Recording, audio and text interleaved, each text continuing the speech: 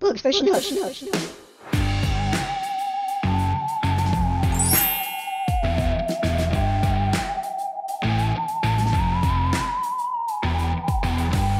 for Snooks. Books for Snooks. Books for Snooks. Books for Snooks. Books for Snooks. Books for Snooks.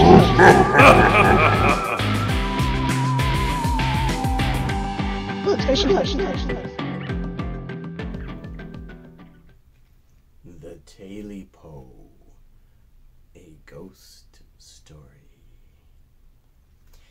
Now, this is a little unusual. There are two title pages. And when we get to the real title page, it says The Tailypo, a ghost story.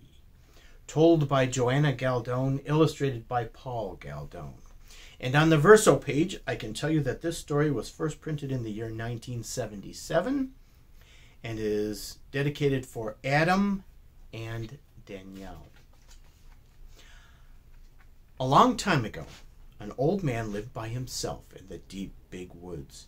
His cabin had only one room, and that room was his parlor, his bedroom, his dining room, and his kitchen, too. The old man had 3 dogs. One was called Uno, one was called Ino, and one was called Come-to-go Calico. One day, the man decided to go hunting to catch something for his supper. Here, here, here, he shouted to his dogs, and they came bounding off the porch, eager for a chase. After many hours of hunting, the wind began to blow hard from the valley. "It'll be dark soon," the old man said, "and all we've caught is this skinny rabbit." He headed home, afraid he might go to bed hungry that night. The old man cooked and ate the rabbit and gave the bones to the dogs. Then he leaned back in his chair and watched the moon as it rose up big and full. The wind whistled around the cabin. Just as the old man was about to doze off, a most curious creature crept through a crack between the logs in the wall. It had a big, long, furry tail. As soon as the old man saw the varmint, he reached for his hatchet, and with one lick, he cut its tail off.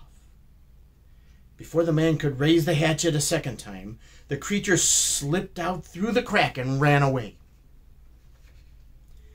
The old man was still hungry, so he took that big long tail, cooked it, and ate it. After that, he stuffed up the crack in the wall and went to bed. His stomach was full, and he felt so warm and snug that before he knew it, he was asleep. The man hadn't been asleep very long when he woke up. Something was climbing up the side of his cabin. It sounded like a cat. Scratch, scratch, scratch. "Who's that?" the old man asked. He lay still and listened. And after a while, he heard a voice say, "Tailypo, Tailypo, all I want is my Tailypo." The scratching went on, and the old man began to shiver and shake. Then he remembered his dogs. He went to the door and called, "Here, here, here." The dogs came piling out from under the porch, and with their noses to the ground, they chased that thing into the deep, big woods. The old man pulled his covers tightly around him and went back to sleep. In the middle of the night, he woke up again. Now he heard something trying to get in right above the cabin door. "Who's that?" he called. "And what do you want at this time of night when all good folks should be in bed?" He listened, and he could hear it going. Scratch, scratch, scratch. Then he heard the voice say, "Tailypo, Tailypo, I'm coming to get my Tailypo." The old man was so scared he couldn't stand up, so he called his dogs from his bed. "Uno, Ino, come to go calico, here, here, here." And those dogs came bursting around the corner of the cabin. They caught up with that wild thing at the gate and tore the whole fence down trying to get at it. Then they chased it into the swamp. At last, all was quiet again. With a weary sigh, the man went back to sleep. Toward morning, something down in the swamp woke up the old man. First he thought it was the wind blowing louder than usual. But when he listened again, he heard that voice crying, "You know and I know all I want is my Tailypo." The old man called his dogs, "Here, here, here, Uno, Ino, come to go calico." This time the dogs didn't come. The old man ran outside into the moonlight and called again, "Here, dogs! Here, here, here!" But there was no trace of them. There was just the sound of the wind blowing around the torn-down fence. That thing had led the dogs way off into the swamp and lost them. Sadly, the man went back inside the cabin and shut and barred the door. Then he went back to bed.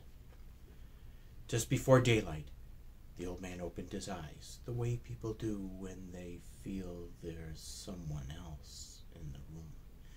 Something was stirring among the pots and pans. Then something that sounded just like a cat began climbing up the covers at the foot of the bed.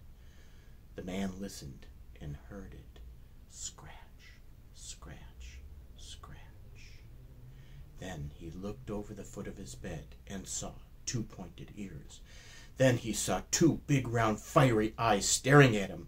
The man wanted to call for help, but he was too scared. That thing kept creeping up until it was right next to the old man. Then it said in a low voice, "You know and I know that I'm here to get my Tailypo." The man sat up and pulled the covers over his head. All at once, he got his voice and said, "I haven't got your Tailypo." "Yes, you have," said the thing. "Yes, you have." And it jumped on top of that man and scratched everything to pieces. Now, there's nothing left of the old man's cabin in the deep big woods except the chimney. But folks who live in the valley say that when the moon shines and the wind blows, you can hear a voice say, "Tailypo, Tailypo, now I've got my Tailypo." Here's the back cover. "Who's that?" the old man asked. He lay still and listened, and after a while he heard a low, airy voice say, "Tailypo, Tailypo, I'm coming to get my Tailypo." Kirkus Reviews, which is a magazine about books, said Paul Galdone's gray-bearded old backwoodsman, sorry-looking hound dogs, and amorphous hairy thing provide enough emotion and spooky humor to hold a picture book audience dead still. And that is the end of that.